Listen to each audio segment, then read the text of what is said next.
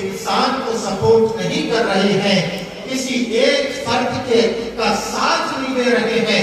سچی بات یہ ہے، جب آپ ایک استاد اور ایک مدرسے کے ناظم اعلیٰ یا اراکین کو سپورٹ کرتے ہیں تو آپ دین کی خدمت کرتے ہیں، تب آپ اسلام کی خدمت کر رہے ہیں، تب آپ قرآن کا پیغام دنیا میں پہنچا رہے ہیں۔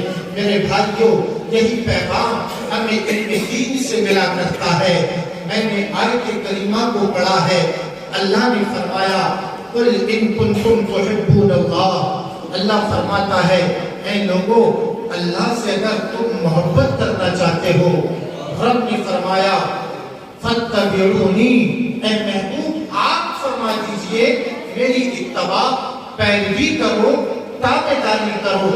یہ نبی کریم کی سنت کی تعلیم، مصطفیٰ جان رحمت علیہ السلام کی پیروی اور ان کی تابعداری کرنے کا طریقہ اگر کہیں ملتا ہے تو مدرسوں سے ملا کرتا ہے، مسجد کے امام سے ملا کرتا ہے، علماء سے ملا کرتا ہے، اور یہ علماء، یہ امام حضرات اور مبلغین حضرات یہ سارے مدرسوں کی دین ہوا کرتے ہیں۔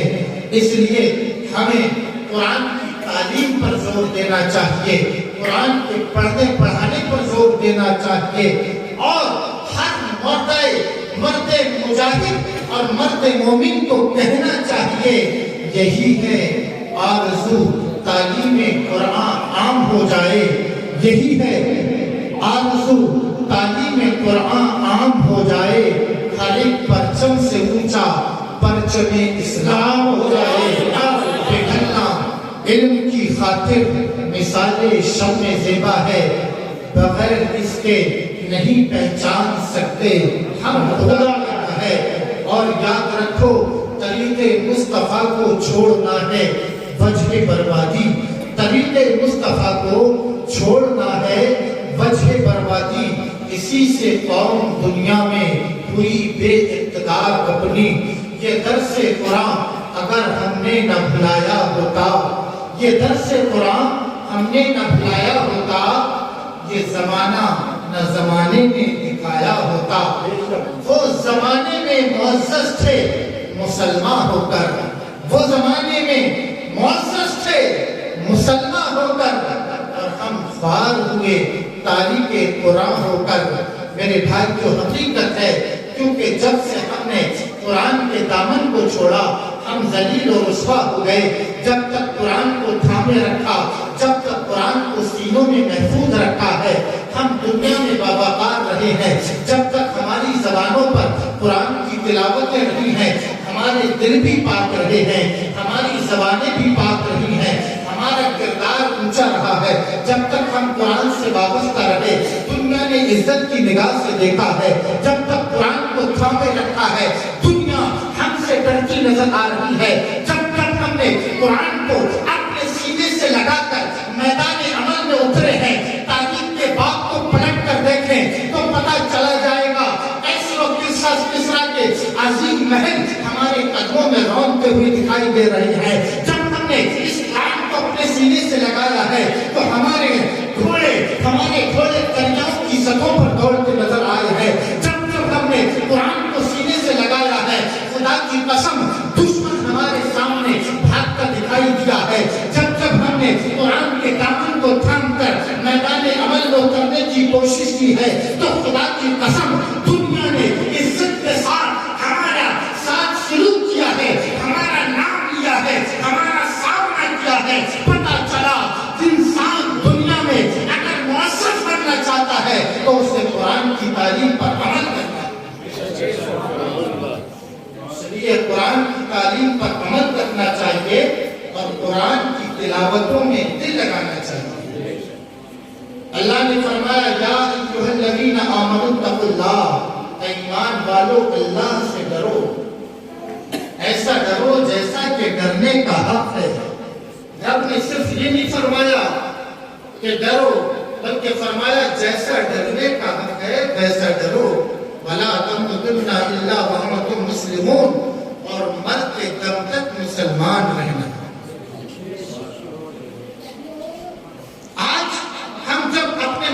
میں جھانک کر دیکھیں تو پتہ چلے گا کہ ہم مرتے دم تک مسلمان نہیں ہیں۔ ہمارا مسلم سماج، مسلم معاشرہ اتنا گھناؤنا ہو چکا ہے۔ ایک انسان جب صبح کرتا ہے، شام ہوتے ہوتے نہ جانے وہ کتنے گناہوں میں ملوث ہو جاتا ہے۔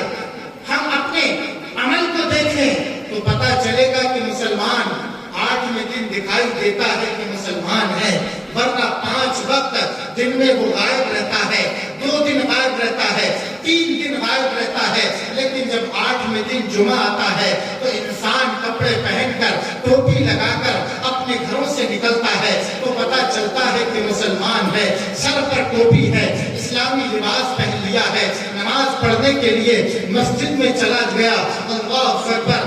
اور اتنا ہی نہیں ہے بلکہ جب سال کے اندر عید آتی ہے تب مسلمان دکھائی دیتا ہے، یا پھر کسی کا انتقال ہو جائے تب مسلمان دکھائی دیتا ہے۔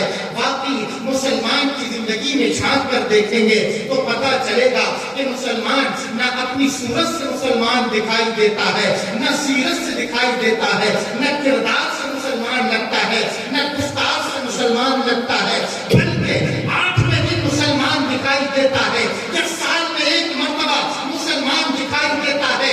لیکن میرے بھائیوں، اس تعلیم قرآن کانفرنس میں آنے والے لوگوں، یاد رکھو قرآن یہ نہیں کہتا ہے کہ 8ویں دن مسلمان بننا یا سال میں 1 بار مسلمان بننا، بلکہ قرآن کہہ رہا ہے اے لوگوں زندگی ایسی گزارنا کہ جب جب کوئی بھی تمہیں دیکھے، تمہاری صورت کو دیکھے تو لگے کہ مسلمان ہے، تمہاری سیرت کو دیکھے تو لگے مسلمان ہے، تمہاری کردار کو دیکھے تو لگے مسلمان ہے، گفتار کو دیکھے تو لگے مسلمان ہے، تمہارے عمل کو دیکھے تو لگے مسلمان ہے، تمہاری تجارت کو دیکھے تو لگے مسلمان ہے، تمہارے گھر کو دیکھے تو لگے مسلمان ہے، تمہاری شادی بیاہ کو دیکھے تو لگے مسلمان ہے، تمہاری زندگی کو دیکھے تو لگے مسلمان ہے۔ سبحان اللہ، سبحان اللہ۔ لیکن ہم ہر وقت مسلمان دکھائی نہیں دیتے۔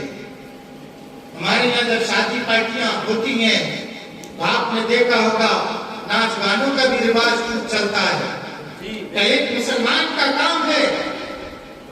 لوگ کہتے ہیں صاحب ایک مرتبہ خوشی ملتی ہے، صاحب بجا لیتے ہیں، ڈی جے کیا ہوگا، کچھ نہیں ہونے والا ہے۔ میں کہتا ہوں تم نے اپنی دل کی تفریح کے لیے اس ناچ گانے کو ذریعہ بنا لیا، یہ تم نے نظریہ کہاں سے لیا، یہ سب تمہیں کہاں سے ملا ہے؟ یہ پیغام تو ہمارے نبی نے ہمیں نہیں دیا، یہ پیغام نہ قرآن نے ہمیں دیا ہے، بلکہ قرآن ہمیں پیغام کیا دے رہا ہے؟ ایک سچا مسلمان وہی ہوتا ہے جو قرآن کو مانے، قرآن کو پڑھے اور اس پر عمل بھی کرے، کیونکہ جو رب کے فرمان کو نہیں مانتا وہ مسلمان نہیں ہو سکتا ہے، جو رب کے فرمان کو نہ مانے وہ مسلمان نہیں ہے، اور جب وہ مسلمان نہیں ہے تو اس کی کسی بات کا اعتبار نہیں کیا جا سکتا ہے۔ آپ کے کسی کوئی کہتا ہے ناچ گانوں میں دل کا سکون ہے، کوئی کہتا ہے سیر و تفریح میں دل کا سکون ہے، کوئی کہتا ہے کہ یار دوستوں کے ساتھ دوستی کرنے میں دل کا سکون ہے، لیکن آج کے قرآن کی بارگاہ میں چلتے ہیں، قرآن سے پوچھتے ہیں اے رب کی پاکیزہ کتاب تو بتا دلوں کا سکون کہاں ہے، دلوں کا چین کہاں ہے، دلوں کا اطمینان کہاں ہے؟ قرآن کہتا ہے الا بذکر اللہ تطمئن القلوب، اے لوگوں دلوں کو اگر سکون مل سکتا ہے تو اللہ کے ذکر سے مل سکتا ہے، دلوں کو چین ملے گا تو رب کے سکون، رب کے ذکر سے ملے گا، دلوں کو سکون میسر ہوگا تو خدا کے ذکر سے ملے گا۔ نعرہ تکبیر، نعرہ تکبیر، نعرہ رسالت، مسلک اعلیٰ حضرت، مسلک اعلیٰ حضرت، حضرت علامہ مولانا صغیر احمد صاحب قبلہ، نعرہ تکبیر، نعرہ رسالت۔ ماشاءاللہ، بہت بہت فرمایا اے ایمان والو اللہ سے ایسا ڈرو جیسا کہ ڈرنے کا حق ہے، دکھاوے کا ڈر نہ ہو، حقیقی ڈر ہو۔ حقیقی ڈر کیا ہوا کرتا ہے؟ آپ نے دیکھا ہوگا کہ کچھ لوگ وہ ہیں جو نیک کام اس لیے کر لیتے ہیں کیونکہ وہ دیکھتے ہیں کہ انہیں نیک کام کرتے ہوئے کوئی دیکھ رہا ہے، اور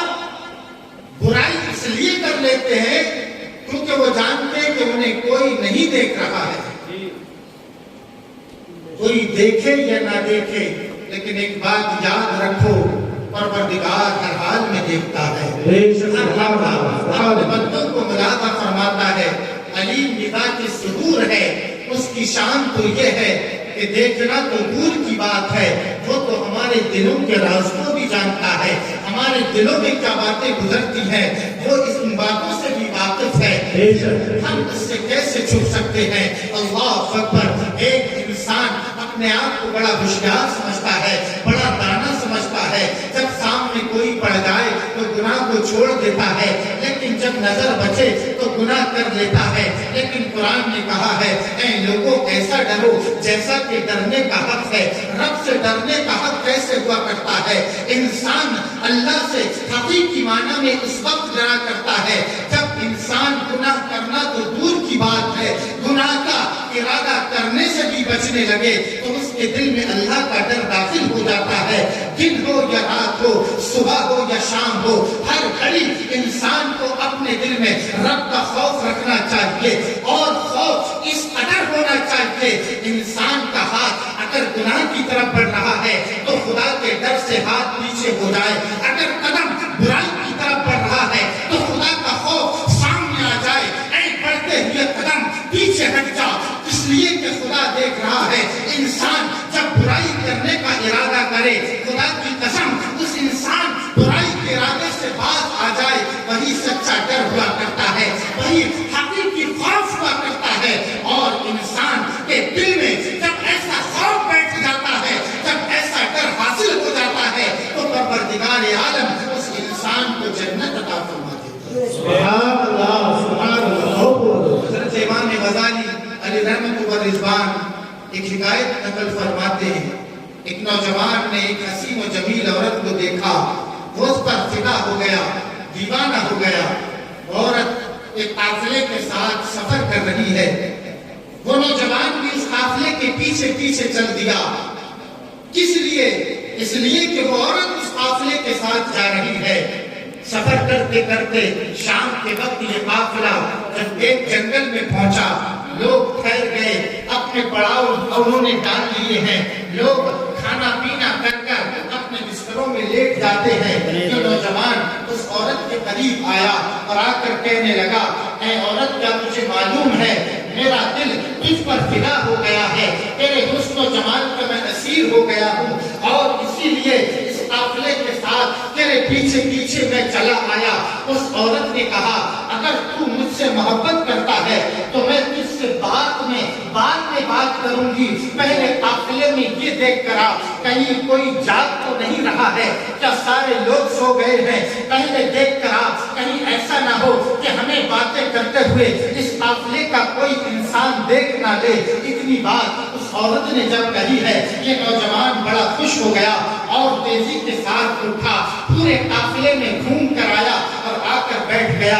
کہنے لگا پریشان ہونے کی ضرورت نہیں ہے، پورا قافلہ گھوم کر میں نے دیکھ لیا ہے، کوئی بچہ نہیں جاگ رہا ہے، سارے سو گئے ہیں. اللہ اکبر. اتنا کہنا تھا، کہنے لگا کہ اب ہم اور تم تسلی کے ساتھ بے خوف ہو کر باتیں کر سکتے ہیں. اللہ اکبر. اس عورت نے کہا کیا سارے لوگ سو گئے؟ نوجوان کہنے لگتا ہے ہاں سارے لوگ سو گئے ہیں. عورت نے کہا ٹھیک ہے، قافلے کے سارے لوگ سو گئے ہیں، تمہاری بات درست ہے، میں مان لیتی ہوں. لیکن اے نوجوان، مجھ پر فدا ہونے والے یہ بتا کہ خدا کے بارے میں تیرا کیا خیال ہے، رب کے بارے میں تیرا کیا عقیدہ ہے؟ کیا خدا بھی سو گیا ہے؟ ماذ اللہ، کیا خدا بھی سو چکا ہے؟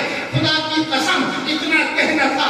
امام غزالی نے لکھا ہے اتنا اس عورت نے جب کہا ہے اس نوجوان کے جسم کے رونگٹے کھڑے ہو جاتے ہیں، خوف سے تھرا گیا، کانپ گیا. کہنے لگا یہ تو میں نے سوچا بھی نہ تھا. خدا کی قسم اتنا سننا ہے. اس کے جسم کا روٹھا کھڑا ہو گیا، رب کے ڈر سے تھرتھرانے لگا اور توبہ کر لیتا ہے. کہنے لگا خدا کا خوف میرے سامنے آ گیا ہے. اتنا کہنے کے بعد اپنے وطن واپس ہو جاتا ہے. اللہ اکبر. اس عورت سے کوئی بات نہیں کرتا ہے اور بغیر کوئی بات کیے ہوئے اپنے گھر کو واپس آ گیا. جب گھر پہنچتا ہے کچھ زمانہ زندگی گزارتا رہا، جب زندگی گزارتا رہا، زمانہ ٹربٹیں بدلتا رہا، حضرات محترم چند عرصوں کے بعد اس نوجوان کا انتقال ہو جاتا ہے۔ اللہ اکبر، مرنے کے بعد کسی نے خواب کے اندر اسے دیکھا، پوچھا اے نوجوان یہ بتا کہ خدا نے تیرے ساتھ کیا معاملہ کیا ہے؟ کہنے لگا میں بڑا گناہگار تھا، سیاہکار تھا، خطاکار تھا، لیکن ایک مرتبہ خدا کے ڈر اور خوف کی وجہ سے میں نے اپنا بڑھتا ہوا قدم گناہ کی طرف روک لیا تھا، اور میں ایک گناہ کرنے والا تھا، اللہ کے ڈر سے میں نے گناہ کو چھوڑ دیا تھا، رب نے اسی کی برکت سے میرے پچھلے سارے گناہوں کو معاف کر دیا۔ نعرہ تکبیر، اللہ اکبر، نعرہ رسالت، یا رسول اللہ، مسلک اعلی حضرت زندہ باد، حضرت علامہ مولانا صغیر احمد صاحب قبلہ، زندہ باد، جشن دستار بندی، زندہ باد، جشن دستار بندی، زندہ باد، نعرہ تکبیر، اللہ اکبر، نعرہ رسالت، یا رسول اللہ، سبحان اللہ، سبحان اللہ، بہت بہت خدا کے ڈر اور خوف کی وجہ سے ایک غلط کام کا ارادہ ختم کر دینا، گناہ کو چھوڑ دینا جنت میں جانے کا سبب بن سکتا ہے۔ تو میرے عزیزو اقارب، اگر ہم اپنی زندگی کو اسلامی زندگی بنائیں اور مصطفیٰ جان رحمت علیہ السلام کے طریقے کے مطابق اپنی زندگی کو بسر کریں، قرآن سے محبت کرنے والے بن جائیں، دلوں میں رب کا خوف بٹھا لیں، اور اس طرح سے اگر ہم زندگی گزاریں گے تو یقیناً ہم دنیا میں بھی کامیاب ہو جائیں گے، آخرت میں بھی کامیاب ہو جائیں گے۔ ہمارے نبی نے ہمیں محبت کا پیغام دیا ہے، میرے نبی نے ہمیں اخلاق حسنہ کا درس پڑھایا ہے، قرآن بھی ہمیں یہی سکھا رہا ہے اور کہہ رہا ہے اِنَّكَ لَعَلَىٰ خُلُقٍ عَظِيمٍ، اے محبوب آپ تو بڑے ہی صاحب اخلاق ہیں۔ اللہ اکبر، میرے نبی علیہ السلام کے اخلاق کی تعریف قرآن نے کی ہے، اور یہ آیت کریمہ مصطفیٰ کے ماننے والوں کو پیغام دے رہی ہے۔ اے مسلمانوں، جب تمہارے نبی کی عادت اور ان کا اخلاق اتنا اچھا ہے، اگر تم اپنے نبی سے سچی محبت کرتے ہو تو تمہیں بھی اپنا اخلاق مصطفیٰ کی طرح کرنا ہوگا، تمہیں بھی اپنی عادتیں نبی کی عادت کی طرح کرنا ہوگی۔ اسی لیے ہم اسی وقت ہم سچے مصطفیٰ جان رحمت علیہ السلام کے غلام بن سکتے ہیں، سچے عاشق بن سکتے ہیں، اور صحابہ کرام نے ایسا ہی کیا، اور اسی لیے میرے رب نے اپنے محبوب کے غلاموں اور اپنے محبوب کے صحابہ کے مقام کو اونچا فرما دیا۔ اور مصطفیٰ جان رحمت علیہ السلام نے حدیث مبارکہ کے اندر اعلان فرما دیا، اصحابی کالنجوم بأیہم اقتدیتم اہتدیتم، اے لوگوں میرے صحابہ آسمان کے ستاروں کی طرح ہیں، ان میں سے تم جس کی اتباع کرو گے ہدایت پا جاؤ گے۔ خدا کی قسم اور آپ کے لیے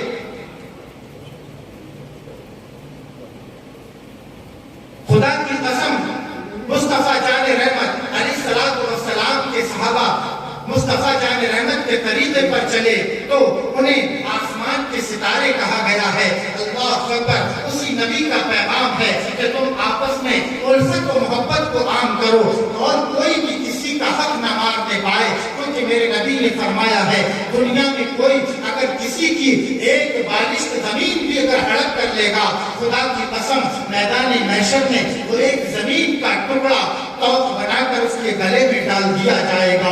اللہ اکبر، اور اتنا ہی نہیں ہے، آج ہم بات بات پر ایک دوسرے سے ناراض ہو جاتے ہیں، دوسرے سے حسد کرنے لگتے ہیں، جلنے لگتے ہیں، اگر کوئی اچھا کمانے لگے کھانے لگے تو دلوں میں نفرت پیدا ہو جاتی ہے۔ یہ اسلامی طریقہ نہیں ہو سکتا ہے، نہ اسلام کا یہ پیغام ہو سکتا ہے، بلکہ اسلام کا پیغام کیا ہے؟